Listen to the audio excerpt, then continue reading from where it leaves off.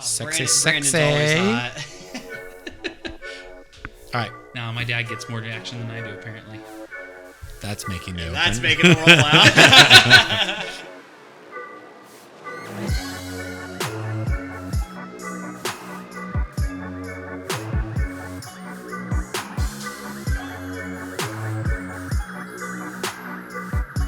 What is going on, everybody? Welcome back to another episode of the Team Morale Podcast, where I do our three favorite things: talk a little bit of booze, a little bit of beer, and a whole lot of basketball. Ian, the tall guy, back with you again. Very excited to be back for another podcast. And we are joined by a special guest again today, Grill Daddy B, Brandon Hatfield, joining us for the pod. Welcome, Brandon. Of course, anytime.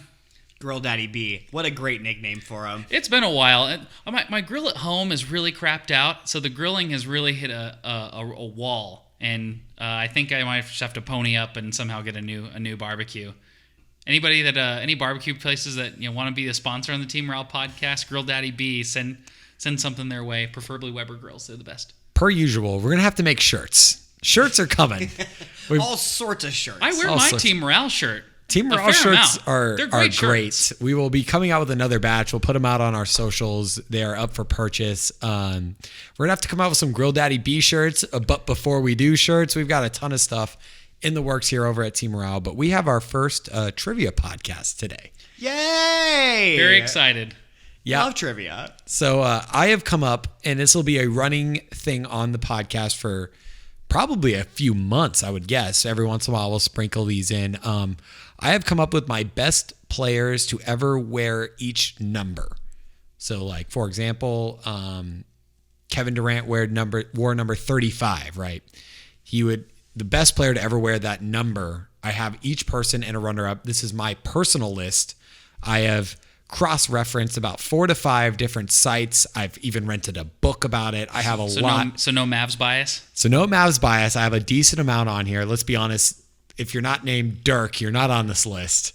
Maybe Luka, because who else wears the fuck 77?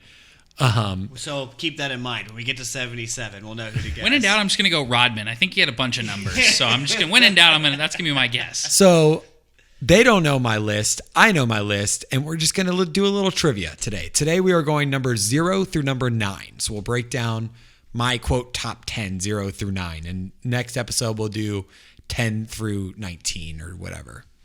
And I'm all for it. But before we do, we are going to talk about what we're drinking tonight. Brandon, you kind of picked this one. What are we drinking? Yeah, we're drinking Kona Longboard. It is the island lager of Kona Brewing Company.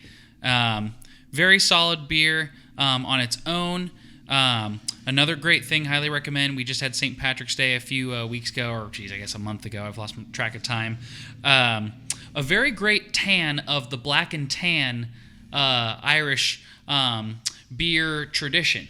You always have your, if you're not familiar, it's basically a mix of a dark beer and a light beer, where you pour them together and it filters out to where basically the top half is dark beer, bottom is a light beer, and the classic is Guinness and Harp, I believe, 2 Irish beers.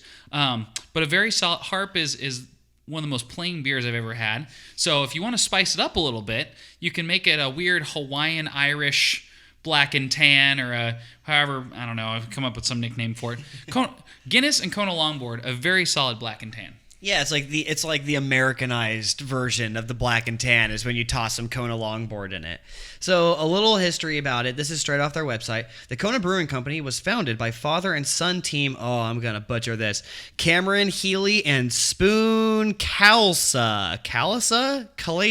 We apologize. Sorry, Spoon. I don't know how to say your last name. If I remember during the edit, I will put the spelling on the screen. There's a slim chance I remember, but if I do. Yeah. So Mr. Spoon and Mr. Cameron, the pair had a vision to reflect the spirit, culture, and beauty of Hawaii in a collection of local island craft beers. So in 1994, they set out for the Big Island to bring their dream to life. Flash forward to today, and Kona Brewing has become one of the best-selling craft beer brands in the world. But despite our global success, we've managed to stay true to our Hawaiian roots through innovation, sustainability, and community outreach. You can really tell with like the labels and they have a lot of different good beers. Kona Brewing does, but you can tell through the labels they're very bright, they're vibrant, and they really want to reflect that Hawaiian lifestyle. Yeah, absolutely. You can see it on both their bottles. They're two major ones. They have basically a blue and a red. And if you know, it's kind of like Gatorade. If you know what it means besides the blue and the red, that means you know too much. Basically, you order blue or red. But yes, their labels are bright, vibrant, really represent the essence of Hawaii. Yeah, they're two big ones. Kona Longboard, of course, the red. The blue, of course, Kona Big Wave, which is kind of more a pale ale as opposed to Longboard being the lager. Kona, a great town. We took some family vacations there. Highly recommend. The whole 9 yards for Hawaii, volcano stuff, ATVs, fishing, snorkeling, everything. If you make it out to Hawaii, highly recommend the Kona area. And, of course, you can visit the brewery. I've been to the brewery. Actually, I was not 21 years old. My parents went and got real sloshed, and I just had to carry them home as a 10-year-old, and it was a good time. Well, we can edit that part out, right? No, Trent loves that.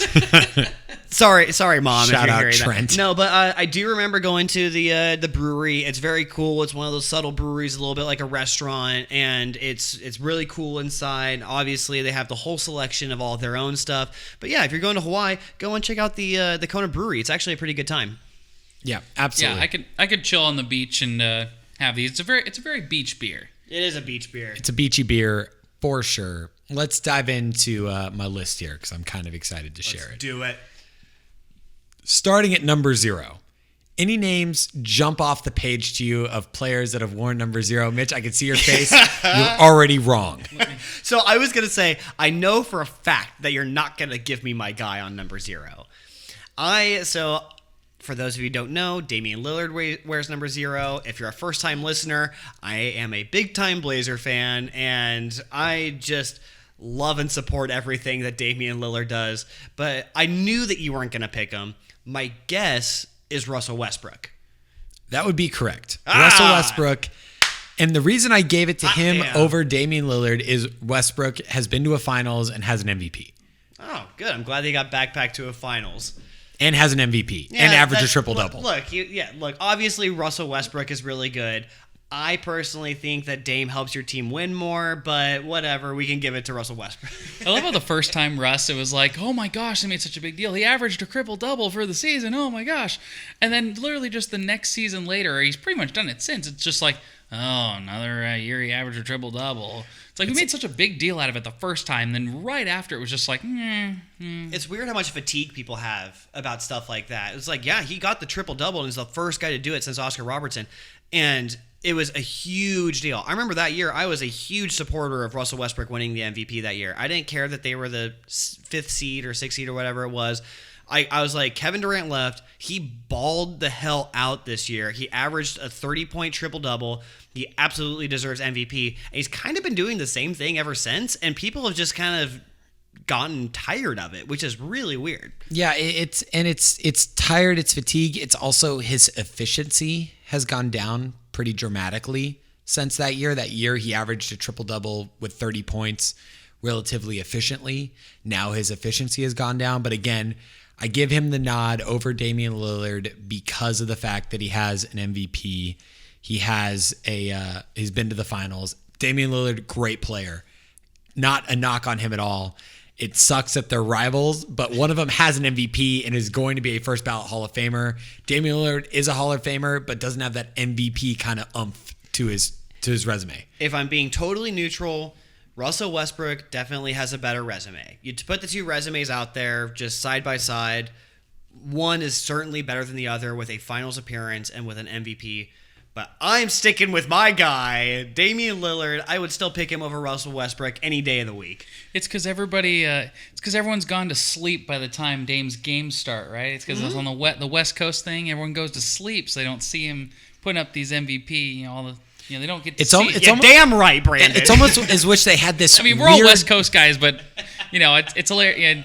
It's almost as that's one of the big complaints that people do, and it's not. It's almost as if we have this weird program that kind of just brings all the sports highlights together. We should call it like the center of sports or something, like Sports Center, and it would almost like take the highlights of best games and kind of just show each team so that the average fan could sit during any time during the day and kind of like see the highlights of every game going on. It's like the center of sports or something like that. Yeah, and they can show you all of the like really popular teams and all the really popular players and all the other guys to get like it's like, oh, by the way, the Portland Trailblazers played. Here's one clip of Damian Lillard hitting 3. Anyways, did you see the Lakers game tonight? Man, that was fun. They beat the hell out of the Pistons, didn't they? Sorry, Pistons. That was a random team that popped into my head. Tom, put the knife down. Put the knife down, Tom. Tom. All right, moving on. I like trivia ones. These are fun. These are fun. The one guy I looked up for 0 apparently is not number 0, so I'm off to a really cold start. But let's keep going. No Googling. Hold on. No, I was Googling players just to confirm their number. I wasn't looking up the best players for their number. I'm not looking up those articles. Right. I'm looking up because my basketball history is a little shaky. So I'm Googling players and then hitting images immediately just to see what number they are. Just cross-referencing. Yes. Cross-referencing. Nothing wrong with the cross-reference. Cross-referencing. Fact checking. I stand corrected. Moving on here. Number 1. Okay. Best player to wear number 1. Anyone come to mind? I'm going to jump in here. I think the last pod I did the weird like John Gruden impersonation, so I'm going to really botch this one. Because for whatever reason I thought he was number 0, which I guess I'm just an idiot. I'm going to go with the classic old 2K Marv Albert voice, Chauncey Billups, number 1. Chauncey Billups. Chauncey Billups is interesting. He is not number 1 on my list. But he is number 1. Literally. He is number 1. He's number he is 1. number 1, but he's not number 1 on my list, and he's not number 2 on my list. Wow. I've got a guess. I've got a guess for you. I think that this guy wore number 1, but correct me if I'm wrong. Is it Derrick Rose? It is not Derrick Rose. He is not on my list. This not guy okay, so give me a played hint. the point guard position. Okay. He's an older player. Are we talking about like old, Not like old, black old, and white old, TV old. old? Here's a hint. Era. We talked about him in the last position. In the 0? Mm-hmm. Wait, who did you bring up? I only talked about 2 people. I talked about Russell Westbrook and Dame. Russell Westbrook should help you get there. Well, hold on. Oh, Big O. Oscar Robertson comes in at wearing number 1 for the Milwaukee Bucks. So you got to remember, players wear different numbers for different teams. So he was number 1 when he played for the Milwaukee Bucks. Oh, okay. You know what? Yep. That's a good pick. That's a good pick. I like that. Correct me if I'm wrong. I think Derrick Rose did wear number 1. He did, but So- he didn't make my number 2 slot either. Who was your number 2 slot? Tracy McGrady. T-Mac coming in at number... Okay, I'll say I agree with your list. I have Big O at number 1, but I would have Rose at number 2 because of that one MVP year. I love T-Mac. T-Mac was one of my favorite players growing up. He is as electric of a basketball player as you're ever going to watch. But he never really was like an MVP caliber guy. What's with the Chauncey hate? Nothing wrong with Chauncey. Nothing wrong with Chauncey, but we're talking the best player to wear the position. Oscar Robertson won a championship and averaged a triple-double. The Oscar Robertson I see wears number 14, so I think this is a little questionable. Multiple numbers on multiple teams. It's true. So is it like when shouldn't it be when it's like the best part of their career should be like what they're known for? He won a championship on the Bucks. When I Google and all the Google images is 14. This is what's wrong with Googling. I cross-referenced like 5 different lists and I rented a book on this. I went to the library, people. Wow. The library. I believe you, Ethan. But I think that Big O certainly should be the top guy. He was the first person to ever average a triple-double. He dominated the NBA. Do you know the year he won the triple-double, he actually didn't win MVP? If you go back, I know we've referenced this before, but it's one of the greatest MVP races in the history of basketball. In the history of sports. Yes, there was like 4 or 5 guys that had wild stat lines. I think Elgin Baylor won that year, but... anyways, I agree with Big O being the top choice. I would argue Derrick Rose being up there because he did win an MVP and he was just awesome for a couple years. But go ahead and let's start with number 2. Number 2. Anyone come to mind? I'm going to ask the same question every time. I don't have anyone off the top of my head for number 2. Can you give me? He played center. He played older player played center. Older player played center.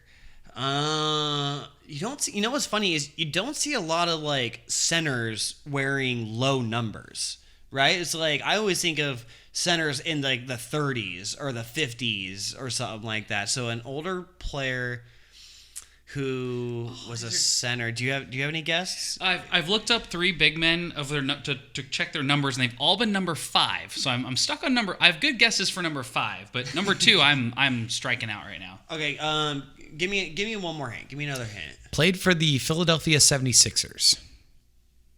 It's not. This is number 2, right? It's not Moses Malone, is it? It is. Moses Malone Comes in All as the best right. player to wear number 2. Wow. So, for those of you who don't know, Moses Malone is a multi-time MVP, one of the greatest rebounders to ever play the game of basketball. He won a championship with the Houston Rockets and then went into the conference finals. I want to say conference finals with this Philadelphia 76ers. But he's one of the guys that doesn't get talked a lot about in like the annals of NBA history, but he absolutely has made a huge print on what the NBA is today.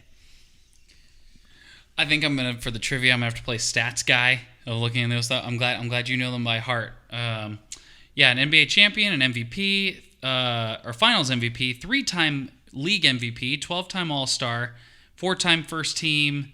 It's long enough to where I get tired of reading it. His number 2 is retired by the 76ers, and he also has his number retired from the Houston Rockets, number 24. Yeah, so he wore number 2 in his prime for the 76ers, absolutely dominated as a 76er, won his championship as a Rockets. Might go down as a Rocket because he won a championship there, but his prime was definitely in Philly. So I have a question. So he had the 3 MVPs, right? Which ones? Who did he win any with the Sixers or with? I know he won at least 1 or 2 with the Rockets, but I'm sure one of the other ones came with the Philadelphia 76ers. You know, it's funny, for a 3-time MVP, he's one of the guys that you really don't talk about much for being historically great, being a champion and like a 3-time MVP. Like usually those guys' names would come out. So let's see. Hold on. So he won in 79. Yeah, so he won. So he was an MVP in 79, 82, and 83. Which means that his first MVP was with the Rockets. He was with the Rockets from 76 to 82. So his first, the 82 is a little questionable because that was when he changed teams to the Sixers. But he for sure has one of his 3 MVPs. He for sure has one with Houston, and he for sure has one with the Sixers. The one in 1982, a little questionable because I think that's when he was switching 82 teams. he was in Philly. Okay. 82 he was in Philly. Okay, so 2 Sixers, 1 Rockets of those 3 MVPs. Dang, dude. Yeah. He just dominated that little era right there. He had a 20-year NBA career, Wow. which is That's pretty crazy wild. by itself, too. Do you And guys he turned out know? to be a coach. Do you guys know who I have as the runner-up for number 2? No. I want to be this guy, but Brendan, you should know who I have as the runner-up for number 2. Oh. It's probably it's probably a Clipper. It is a Clipper, not an old Clipper. I don't think Not he's an old very Clipper? old. Not an old Clipper. Oh man. If you were to tune on the game tonight, Right now, Jeez, the it would be hell? Mr. Leonard. yes, it is. Mr. Kawhi Leonard. Leonard comes in at number 2 overall, wearing number 2. Just the assassin. question: did he wear 2 with his previous With the teams? Raptors, he was number 2 on the Raptors. Was he number 2 with the? I don't know if he was number 2 on the I don't Spurs, think but he he was was. number I think he 2 was on the something Raptors and the Clippers. I think the Spurs. He was something single digits. I'll look. But yeah, that's a very good number 2. But hey, right. credit to Moses Malone. Love you, man. I will say, number 3 was the hardest decision I've made on this whole list. Before we get to number 3, Kawhi did wear number 2 with the Spurs. So, A career definite 2. number 2. Number 3 was the hardest decision I made on this whole list. There are several players that deserve to be on this top of the list. Does anyone come to mind as the best player to ever wear number 3? I'll jump in with Allen Iverson. Okay, Mitch, you have a guess? Allen Iverson's a great guess. The first guy that came to my mind was Chris Paul, CP3. Another guy that came to mind, I'm not sure if it was 3 or not, but I thought John Stockton was number 3, but I may be wrong in that. Was any of our guesses correct? Allen Iverson did win. Fist bump, man. Fist bump. Well done. I'll take 1. 1 for 10. Allen Iverson, another 76er on this list, but an absolute baller. Absolutely. I mean, everyone knows Allen Iverson. Everyone knows that he was an MVP. Everyone knows that he backpacked a less than great squad, 76er squad, all the way to the finals. One of the worst like lineups to reach a finals. Yeah, I mean, so the three notable guys on that team is Allen Iverson, very old Dikembe. You know what's Like ancient. Well, okay, so no, he wasn't. He was ancient in 2010 when he was playing with the Rockets. In 2000, he was old. And he was playing with the Sixers. He was definitely not in his prime at all at that point. And then Aaron McKee, who is a very defensive point guard. That team really had no business making it through the conference finals. They almost lost to the Raptors that year with Vince Carter, but they made it all the way to the finals, played against Kobe and Shaq Lakers, and just kind of got walloped. But Allen Iverson backpacking a team like that and being as good of a basketball player as he was one of the most electric, fun players to ever play basketball. Pound for pound. Pound for pound. The best player in the NBA. Probably. Arguably in NBA history. Yeah. In terms of talent per pound of person. Yeah. Dude, in one of his very first games, he played against a prime MJ and, like, still to this day is played over and over. I'm sure it pisses Michael Jordan off. It's just Allen Iverson as a rookie crossing over MJ and just drilling a mid-range in his face. One of Kobe's most favorite quotes was like, y'all are lucky he's not 6'5". Like, the NBA, the world is lucky that Allen Iverson is not 6'5". Because if he was, he would be a problem. That's just wild to think about. Because just how dominant he was at the height he was. Do you guys know who comes in on the runner-ups on my list? Mitch, you named one as Chris Paul. It's Chris Paul. There's another big one. I have like double runner-up. Okay, so give me a hint for the other runner-up. What? He's obvious. That's a hint. Well, that's not fair. He's not in the Hall of Fame yet, but he will be. So is he a current player? No, but he's not in the Hall of Fame yet, but he will be. Probably Manu? Nope. Tony Parker? Is he single digit? No, he's number 9. I just Eastern Conference player. I looked up Tony Parker. Eastern Conference player.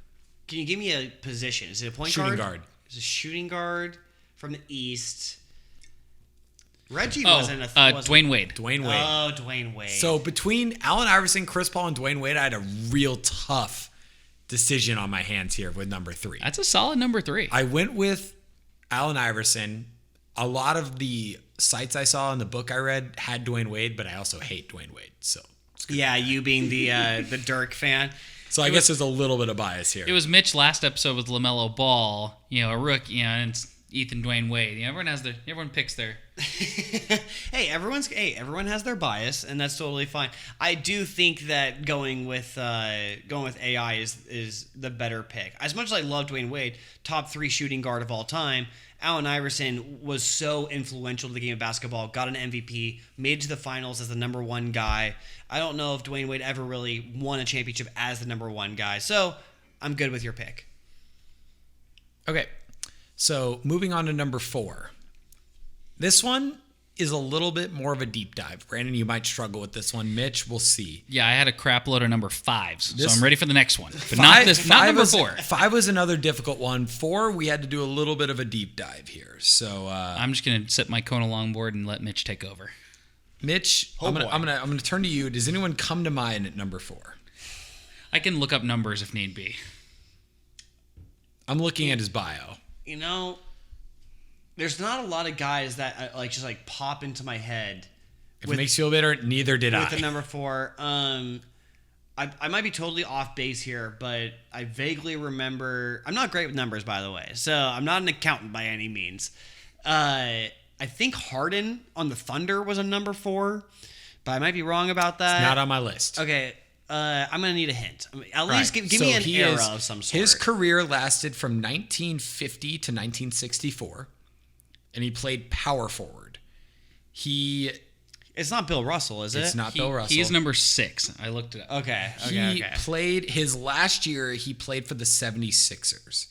The years before that, he played for the Syracuse Nationals. Oh, boy. Oh, this is a deep dive of deep dives, isn't it? 4 was a struggle, man. It's not Mikan. Mikan played for the Lakers. It's not. Oh gosh. Okay, so is this like an old guy that I would know his name, or is this like an old guy who's super random? You would know his name. I'd know his name. He's a power forward center. Is it Bob Pettit? It is not. No, I think he was only with the Hawks, wasn't he? He finished with the Sixers. His last year, he played in 24 games for the Sixers at the tail end of his career. This is a big ooskies, man. This might be the first one we don't guess. A double-double machine. I'm sure he was. It was 1968. Whoever you are. Yeah, whoever this guy is, I'm You want sure me to just he tell was. you? Go ahead and tell me. Dolph Shays. You know what the funny thing is? I never would have gotten there, but You yes, definitely know his name, right? I know Dolph Okay. Shays. Okay. I know Dolph Shays. Dolph Shays played for the Nationals, a double-double machine. Played in the area before they really took stats, so there's not a lot for us to say on him. Older guy, played when they had like a 72-game season. The backup I had, my runner-up, was Adrian Dantley. That's so. Again, I don't know if I would have gotten to Adrian Dantley. His career actually was a little overshadowed by the fact that he went and played for the Bad Boys Pistons, and that's where he won a championship with. But his prime came with the Utah Jazz, where he was actually the scoring leader of the NBA at one point. Very very high efficiency scorer, great mid-range shooter. Like he was. Let's see. Is this Adrian Dantley right here? Yes. All right. So 6-time NBA All-Star, 2-time All-NBA second team. Oh, they have a comeback player of the year at the time. We've talked about how They need to bring that back. We've talked about that. They need to bring that back. 77 Another podcast Rookie of the we'll talk Year, 2-time NBA scoring champion, and his number is retired by the Utah Jazz. So Adrian Dantley is a very interesting player. Dolph Shays also a very interesting player. He came in that era where it's like, oh, he played against plumbers and stuff like that. But still, to be as dominant as Dolph Shays was at the time, to be the double-double machine he was, to be a multi-time All-Star, the dude was pretty good. Let's see here. Oh, okay. So he was an NBA champion in 55, 12-time NBA All-Star, which is hard to do, by the way. He to also be in your averaged a prime for 12 double-double years. in Consecutive 11 years. straight years. Wait, in 11 what? straight years of averaging a double-double. Wow. That's crazy. His best, let's see, he averaged 16 rebounds one season, and his best points, let's see, his best year was when he averaged 25 and 14. That's pretty good. That is not bad. Also has his number retired by the old 76ers. He was a Rookie of the Year.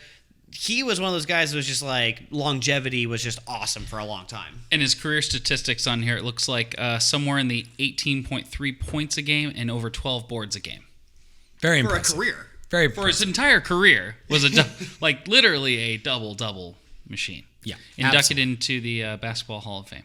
Yeah, totally. Let's take a break here. That's our first 5. So we have 5, 6, 7, 8, and 9 coming up after this. Let's revisit this longboard. Let's do it. So for me, I love ordering longboard. Oh God, I'm getting drunk, aren't I? It's one of those drinks for me that if I'm at a restaurant and it's almost like I'm struggling to figure out what I'm going to order or what beer I want, I always land on longboard. It's a very, very nice, refreshing, subtle lager that has just enough taste to be good, but it's not like drinking a Bud Light or like a really light beer, but it's also not like drinking a heavy beer. I very much have been a longboard fan for a long time. It's a summery beer. It's meant to be drank on the beach, by the pool, when there's not a care in the world. There's some sort of like happy summer music playing. You don't really know what you're going to do for the rest. Yeah.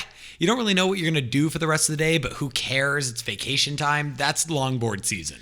Yeah, definitely. And another thing Mitch pointed out is that like it's not just like your light beer. It's not like your Coors or your whatever, your Miller, kind of like, waterish beers, but it's also not your crazy like IPA or whatever hoppy beers. It's a very nice, a happy medium. Exactly. It's the refreshing beer for me. Just like you were saying, Ethan, if I'm out on a boat or if I'm on a beach, there's a lot of beers that come to mind to me, and the Kona Longboard is definitely one of those. It's a happy time beer. When you're drinking Kona, you're having a good time. It's a very happy occasion. I like I said, I've been to the brewery before, even if I was young, and I've been drinking Longboard as like one of my kind of like when I was like 21, I just turned 21. I didn't know what to order, but I wanted to sound cool or whatever. I'd usually land on something Kona, either big wave or longboard. So like, okay, I know that I'm gonna like this. I know it's not gonna be too much for me, but it still is gonna have like enough of a flavor for you to really sit back and enjoy. Yeah, absolute great beer, easy to drink. Just like when you drink it, you're just like, okay, vacation time. You know what I'm saying? Like, there's some things where you taste and you're just like, all right, I don't care if I have a meeting in 20 minutes, it's vacation time. Oh yeah, dude. Yeah, so it is a lager, so it's meant to be light, it's meant to be refreshing, and I feel like they really hit the nail on the head. I know that I think Big Wave was their original big seller. It may have been Longboard, but I know that those are like their two really big ones. You know, you go for the red, you go for the blue. Which one is it you want? Both of them are very refreshing, and there's a reason that both of them really pop throughout the rest of America. There's a reason why everyone in almost every bar you can find either a Longboard or a Big Wave, because Kona Brewing really turns out some like really refreshing beers. Yeah, no doubt. It's always a staple of if you're lost in a beer list and you're just like, just give me that. And Yes. even if it's a starter beer, if you're like, I don't know what I want just yet, just give me a Longboard. Start with. Yeah, definitely one that's fun to drink, fun to talk about. We're happy to have it on this pod with us tonight. Let's jump back into my list here. I'm having a lot of fun going through this with you guys. I'm not going to lie to you guys. I'm having a good time too, man. This is a good one. I like this. All right. It's been good. I'm a basketball history is questionable, but I can search people. I'm ready for number 5. I'm very ready. All right, Brandon. Extremely. So I'm here just we gonna go. Stay here. Now I'm gonna sit back and let you take charge. So number 5, anyone come to mind? Okay, so I found 3. So is it either, or runner-ups, Jason Kidd, Okay. Robert Ory, Okay. Kevin Garnett? You named both of them. Ooh, it's let me guess. Can let you me put 'em in guess, let order? me guess. It's KG then Kid. It is KG, then Kid. knew it. Kevin Not, Garnett not comes... Big Shot Ory? Not Big Shot Ory. Kevin Garnett comes in at number 1 or the best player to wear number 5, which is ironic because he didn't wear number 5 for very long. He only wore it for 5 seasons of his career. Did he wear it in his MVP year though? He wore it for the Celtics, so no. Oh, interesting. But he was a champion, and he played very well for the Celtics in number 5. He was 21. I was gonna say, the if memory Timberwolves. serves correctly, I believe he wore 21 with the Timberwolves. But you could make an argument that maybe his best year was that MVP year, but his most productive and the most memorable years of Kevin Garnett's career are 100% going to come from those Boston Celtics years. So Kevin Garnett, he wore 21 with the Timberwolves, but I think what's going to go down as his most memorable years is with the Celtics when he was wearing number 5. Maybe his best years came with the Timberwolves when he was wearing that 21 number and he won the MVP, and he was one of the most dominant defensive players to ever play this game because he legitimately could shut down 1 through 5. Not like, oh, you can guard 1 through 5. It's like he shut down 1 through 5. I mean, he was an NBA Defensive Player of the Year in 2008. So he's awesome. And that 2008 year actually came with the Celtics. So he was awesome. He had a long career, but he's going to be remembered as number 5 with the Celtics. Yeah. Anytime you win a championship and you're a starter and you're like an impact player on a championship winning team, that's what you're going to be remembered for. Unless you win it on multiple teams, then you get to be picky. But like that is where he will be remembered as a Celtic. Yeah, of his if we're sticking on the defensive thing too, 9-time first team all defense, 3-time second team all defense. So 12 of his looks like, over 20 seasons was an all defensive team. So over half of his career, all defensive player. Yeah, and again, everyone will I said that wrong. Everyone will remember him as a Timberwolf, but he will go down in history as his most successful years being a Celtic. He's kind of like that split thing where like he'll be remembered for a Timberwolf just because of how dominant he was when he played in Minnesota, but he was most successful in Boston. And as much as we talked about his defense, his career statistics, 17.8 points per game and exactly 10 rebounds per game. Also a double-double machine, literally. Also, so you have his stats up right here. This is very interesting. I've never actually seen this before. So, for those of you who don't know, if you're named a state Mr. Basketball, it means you're the best basketball player in the state for that year. Kevin Garnett was the South Carolina Mr. Basketball in 1994 and then the Illinois Mr. Basketball in 1995, which means he played for 2 different high schools and was named as the best player in that state for each of those years. I've never seen anything like that because he was McDonald's All-American Game MVP in 1995, so he graduated in 1995. But the dude was straight up just dominant. That's why he was he was one of the guys that came out of high school. He was just straight up dominant his whole career. Kevin Garnett is an all-timer. Yeah, absolutely. And moving on to my runner-up, Jason Kidd. So Love some J Kidd. So when I was growing up, through like kind of like my younger growing up watching basketball years, the Trailblazers were not very good. So then I really gravitated to a few guys, and the three guys that I've always determined like my favorite dudes throughout the 90s was Tim Duncan, Tracy McGrady, and Jason Kidd. I love Jason Kidd. I love those New Jersey Nets teams that he brought to the finals. I loved how good he was with the Phoenix Suns. That was like one of the first video games I ever played was on Nintendo 64. And J Kidd could hit it from like half court every single time, and I loved it. J Kidd he's honestly, he might be one of the more underrated guys because of like how quality of a player, almost like Chris Paul, where he shows up to a team and then the team is automatically better. He didn't have great stats, but Jason Kidd is an all-time player for sure. Yeah, I have a soft spot for Jason Kidd. Won my Mavs a chip. Thanks, J Kidd, as always. Won't be remembered as a Mav, but I'll remember you as a Mav. And as we stick on numbers, his number 5, of course, retired by the Brooklyn Nets. Also, number 5 retired in his college days for Cal. So his number 5 has been retired for his college and his pro team. Wow, that's kind of fun. Wow, I love Jason Kidd. He's one of those guys that he was also a triple-double machine as a point guard, which you don't see a lot. He averaged 12.5 points per game, 6.5 rebounds per game, and almost close to 9 assists per game for his entire career. And mind you, the first several years of his career was not all that productive, which was actually with the Mavericks. He came back and he made it better. He came around and won a championship, and that's what matters. And he's going to go down as, I think, a guy that was just a winner. He won a lot of games and made a lot of teams that maybe shouldn't have been that great. And such an all-around player, too. 10-time All-Star, obviously. We talked about almost averaging a triple-double for his career. But once again, 4-time NBA All-Defensive First Team and 5-time Second Team. So 9 of his, almost 20 years. Looks like 19. Wow. Yeah, so I love me some Jason Kidd. Number 5. Go number 5. Let's move on to number 6. All right, let's do it. I've got... This one is a good one. Should come to mind. Brandon, I know it's on the tip of your tongue. Let Mitch think for a second because you're Googling Okay. this. Well, I did look, and I found a player that's most likely it. It's 100% it. I can see it in your face. It's him, so let Mitch think for a second. We'll let Mitch take over. Gosh, I hate being the one left out. You should know this guy. I mean, again, I'm not a great numbers guy. I'm going to need some sort of hint. Center. A number 6 center? I would say older center. An older center, number 6. Oh, gosh. Played in the Eastern Conference. Well, Patrick Ewing wasn't number 6, was he? Nope. Gosh, dang it. I hate being the one that wasn't Lonzo Mourning. Nope. Arguably, he won a lot. Oh, we talked about Bill Russell. There it is. Bill Russell. We talked about this earlier, actually. I blinked. The Kona's getting to the brain right now.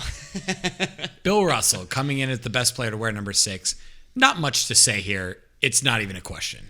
I do. Can I request, since I just searched another a runner-up possibly? You're welcome to it, but let's talk Bill Russell for just a half second here. So, Bill Russell, I got into our sports broadcasting program at TCU from writing a paper about Bill Russell and how great he was. I love Bill Russell. He's arguably the greatest winner in team sports history. As far as I understand people's arguments he was in such an old era that people athletically just couldn't compete with guys like him or like Will Chamberlain. His fault. But that's not his fault. Look, the guy showed up and he won 11 championships. He could not do any better. And one thing that is going to be a stat that will never be changed by anyone, I can guarantee he will be the only player coach to ever win a championship. He was a player and coach. We will never see that again, ever, for the history of basketball. That is a wild stat by itself to me, along with he won 1 million rings and he won, see, how many MVPs did he end up winning? Where is that? He won 5 MVPs. I mean, the dude was just straight up dominant for a long time. I think that he should be one of the more respected players to play basketball, even if it was in that era. He's on the Mount Rushmore of basketball. Not even a question. Yeah. I don't know. You might have to encourage or guide me through this. It says NBA 25th anniversary team, 35th anniversary team, and 50th anniversary team, meaning that he played 25 years? No, okay, No. So what this is in the 25th year of the NBA, 35th year of the NBA, and 50th year of the NBA, they come up with like their best players ever. Of Right? 50 years. 50 years in. after he retired, he was still one of the best players to ever pick up a basketball. I see. Okay. All right. Thank you for correcting me. Ridiculous. Yeah, I mean, two-time NCAA champ with San Francisco. He has his number retired by the Boston Celtics. And in college by San Francisco. Oh, that's fun. He played in the WCC, same as Gonzaga. But his number 6, we're talking about numbers, right? And he is retired. His number 6 is retired by University of San Francisco, the Dons, and of course the Boston Celtics. Yeah, college and pro numbers. Yeah, one of those guys. He's just whatever number he is, he was going to be the best, in my opinion. Do you guys know who my runner-up is? Brandon, do you have an idea? I looked it up, and it was kind of like his second number. Is it Julius Erving? It is Julius Erving. Wow. Which is, do you know again, not when his was he first 6? number, but he was dominant. When was he 6?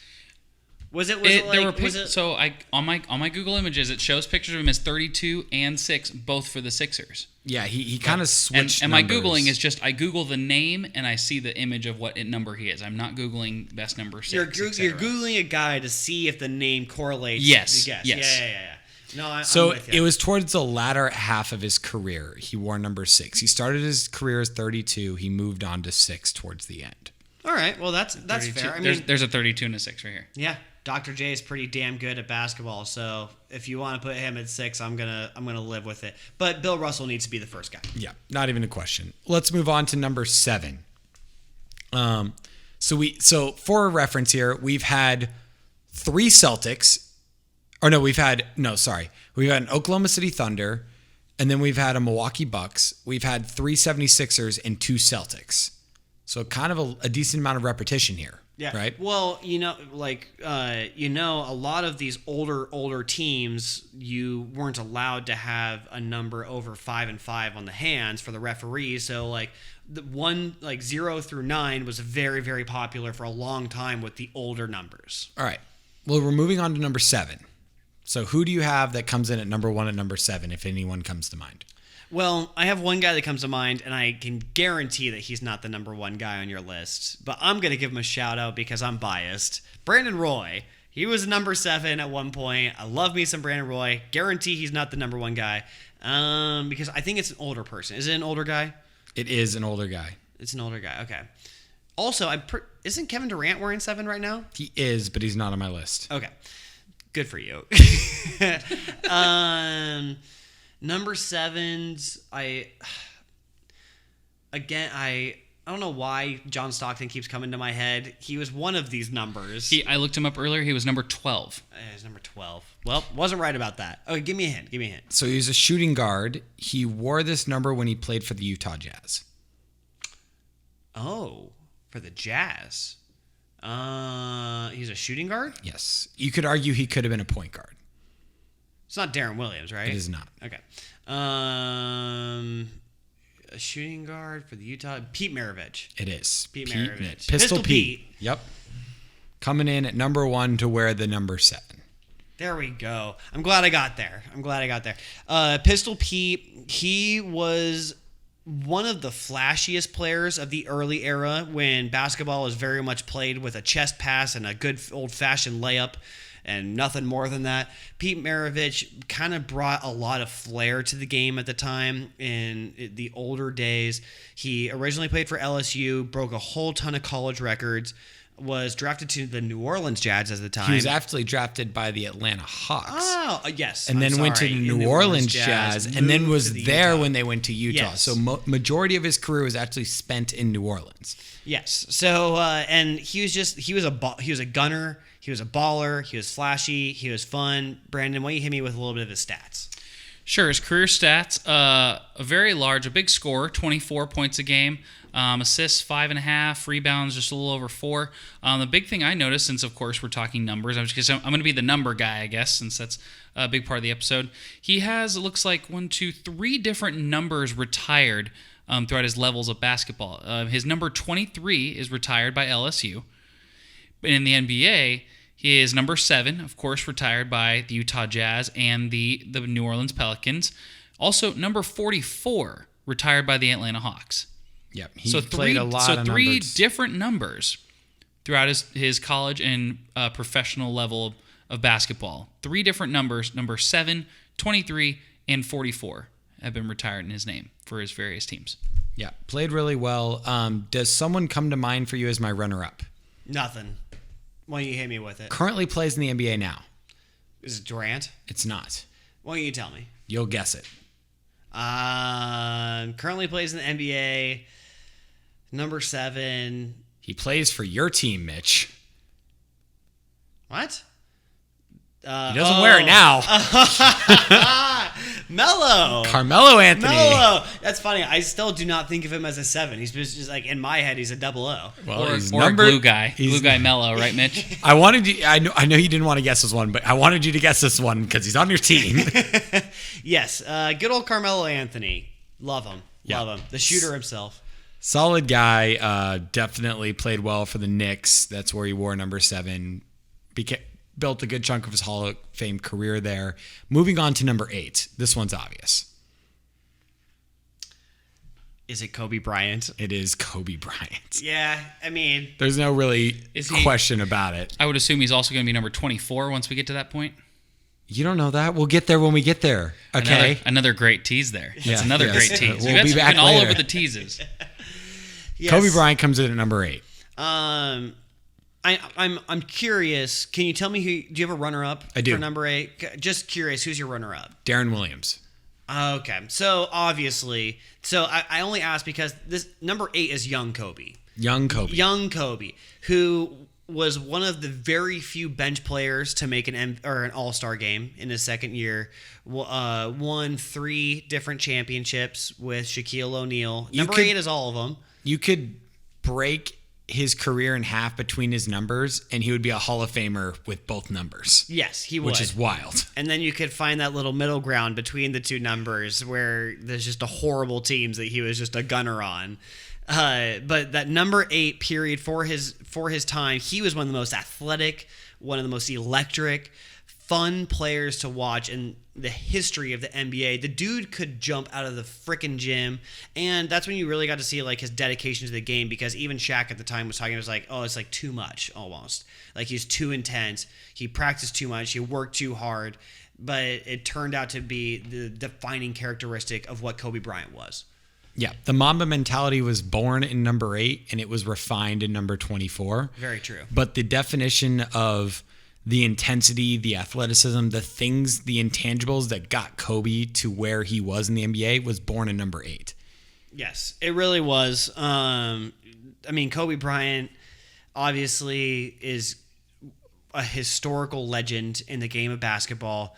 The man is going to be the best at whatever number he is. We all know and love and revere Kobe Bryant for who he was, and it's still incredibly sad to think back of what happened with Kobe Bryant, but it's fun to look back at some of the old highlights and see what he was doing as number 8 in the dunk contest and in the finals, and like the poise that he had as a young kid. Kobe Bryant is amazing. Yeah, clear number 8. Best player to ever wear it.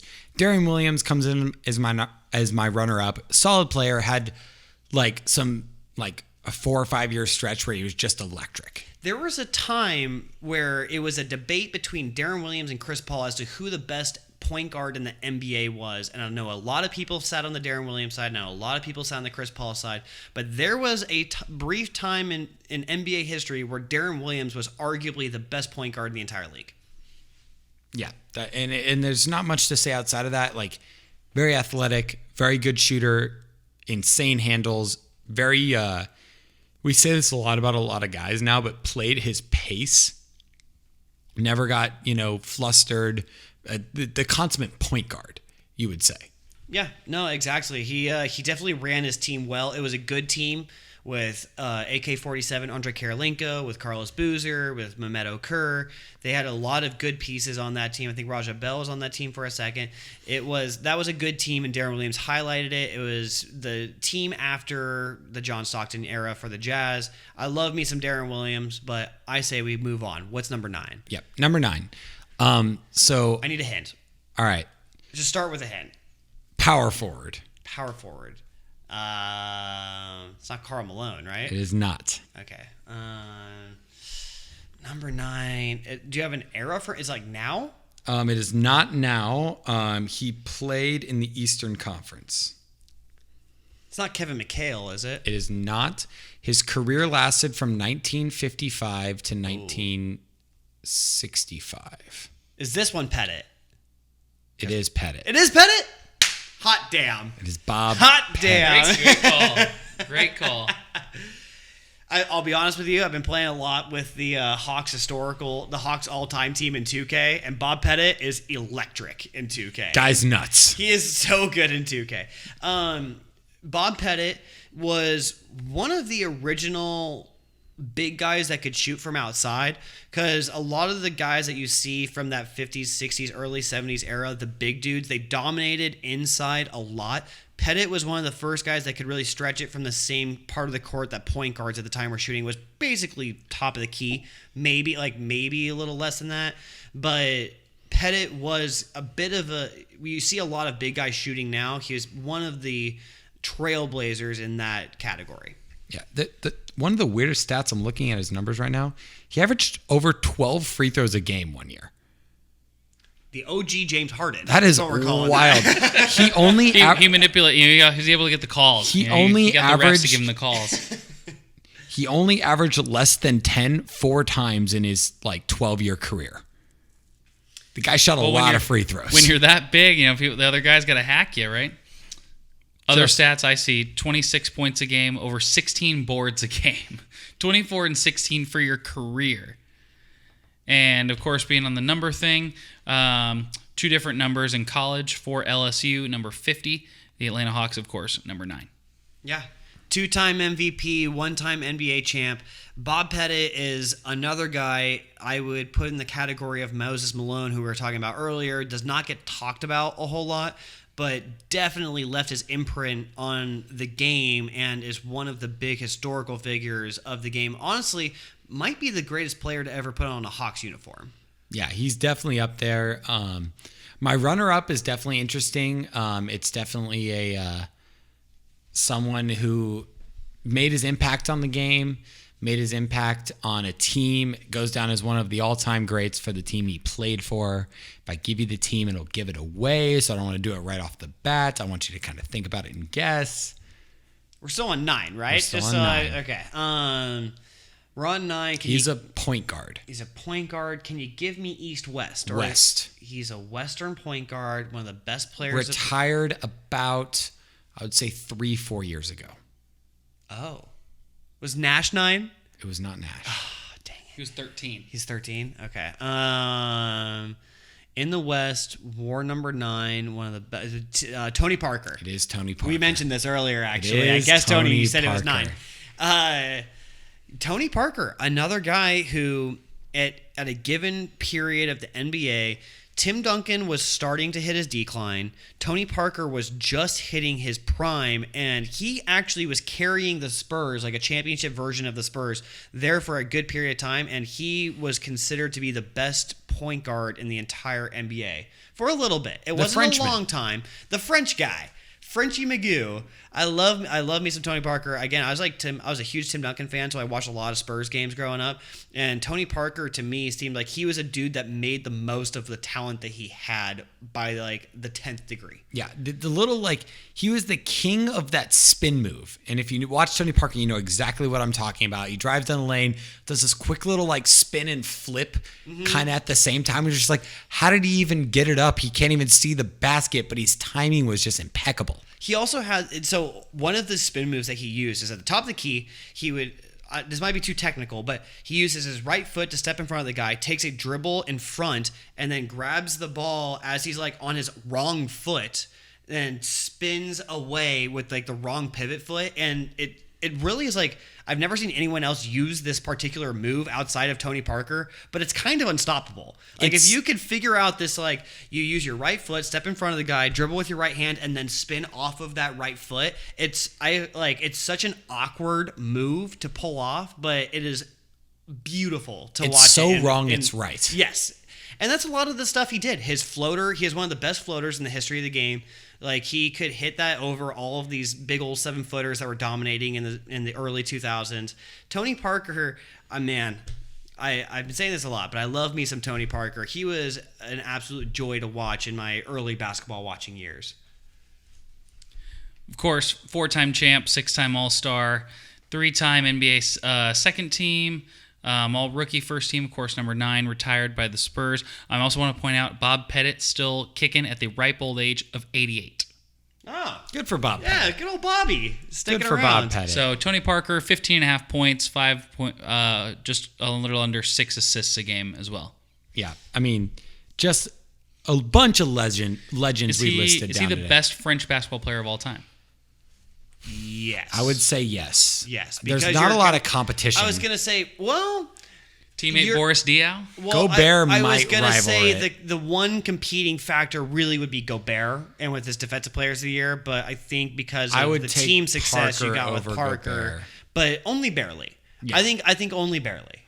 Yeah, but a lot of legends listed today. A lot of I had a lot of fun doing this. I hope you guys had a lot of fun. Oh, dude, this was a good time. This was a like very I had good fun. time. Let us know in our comments and anything that we post about this on this podcast about this particular episode. If you like these trivia ones, if you like playing along, let me know where I'm wrong. This is my personal list. If I left someone off, let me know. But yeah, I think we had a lot of fun here. We'll definitely continue down the list. I don't have every number just because not every number in the NBA was worn, but I have majority of them, and I'm very excited to share this with the guys and with you. So let us know where we're going and what you guys think of this podcast. And cheers, guys, to a more trivia podcast in the future. Yes, cheers. Thank you, Kona. Absolutely.